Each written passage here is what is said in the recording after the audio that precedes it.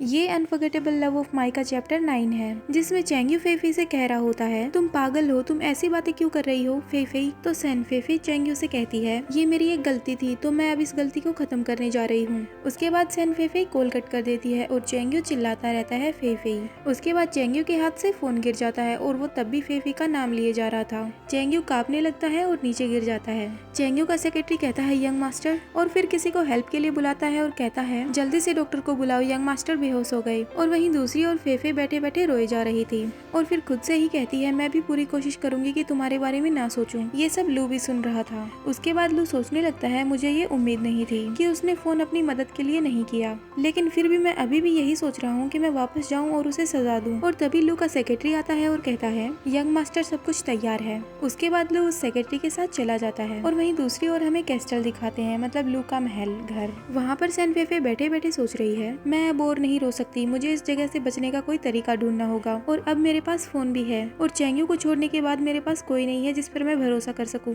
और फिर ये भी सोचती है चेंग्यू तुम्हें मुझे लेकर अब किसी भी बारे में चिंता करने की कोई जरूरत नहीं है, लेकिन अब मैं सिर्फ खुद पर ही डिपेंड रह सकती हूँ। क्या मुझे पुलिस को कॉल करना चाहिए? लेकिन सबसे पहले मुझे ये जानना होगा कि मैं यहाँ से निकलूं कैसे। क्या ये चीज यहाँ के लोगों से पूछना पॉसिबल हो सकता है? शायद मुझे किसी और से ही पूछना चाहिए। उसके बाद वो विंडो के पास जाती है और कहती है तो चलो इस तरह से करते हैं। और फेफे बाहर के व्यू की कुछ फोटो क्लिक्स कर लेती है। उसके बाद वो एक नया अकाउंट बनाती है। वो फोटोज पोस्ट करके नीचे लिख देती है क्या किसी को पता है कि ये जगह कहाँ है। उसके बाद फोन को देखकर सोचने लगती है कोई तो ऐसा इंसान होना चाहिए जिसे पता हो कि ये जगह कहाँ पर है। और तभी उसके पास एक कमेंट आता है। वो जल्दी से कमेंट देखती है तो वहाँ पर ये कमेंट होता है वेरी ब्यूटीफुल। उसके बाद 3 कमेंट्स और आते हैं। उन कमेंट्स में लिखा हुआ था मैं इस जगह पर हनीमून पे जाऊंगा। और किसी दूसरे ने लिखा था नहीं मुझे नहीं पता कि ये जगह कहाँ है, क्या तुम मुझे बता सकती हो। जिसने भी कमेंट किया था उन लोगों को नहीं पता था कि वो जगह कहाँ है। तो फेफे उदास होकर बोलती है ये आइडिया काम नहीं आया। उसके बाद सोचने लगती है इस जगह से निकलने का बस एक ही रास्ता है और वो है उस बेवकूफ आदमी का हेलीकॉप्टर, लेकिन ऐसा होना मुश्किल है। सबसे मजाक वाली बात तो ये है कि यहाँ पर कोई भी बोट नहीं है।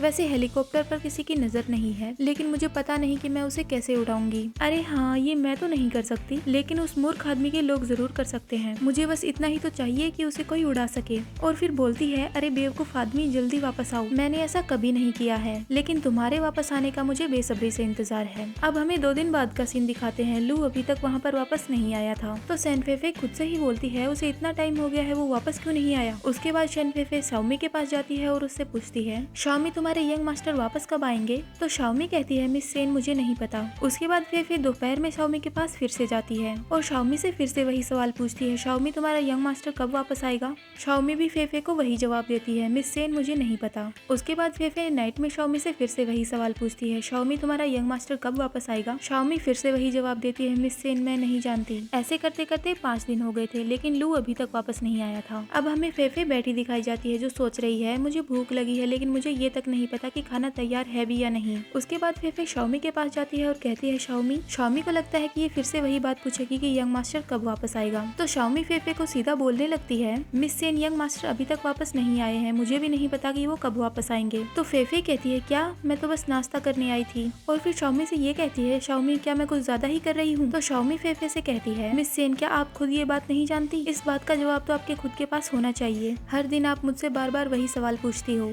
उसके बाद फेफे सोचने लगती है क्या मैं भागने के लिए कुछ ज्यादा ही उतावली हो गई हूँ, क्या इसे ये बात पता तो नहीं चल गई। और वहीं दूसरी ओर शाओमी सोच रही है मिस सेन काफी जल्दी बदल गई है। कुछ दिन पहले तो ये मास्टर से काफी बहस कर रही थी, अब कुछ दिनों से इन्होंने मास्टर को नहीं देखा तो उनके बारे में बार बार मुझसे पूछ रही है। और वहीं दूसरी ओर फेफे सोच रही है मुझे और ज्यादा केयरफुल रहने की जरूरत है, कहीं पता ना चल जाए। और वहीं शाओमी सोच रही है मिस सेन आप मास्टर से अटैच हुए बिना रह ही नहीं सकती। दोनों के दिमाग में अलग अलग बातें चल रही हैं। अब हमें पियानो रूम दिखाया जाता है जहाँ पर सन फेफे पियानो बजा रही थी।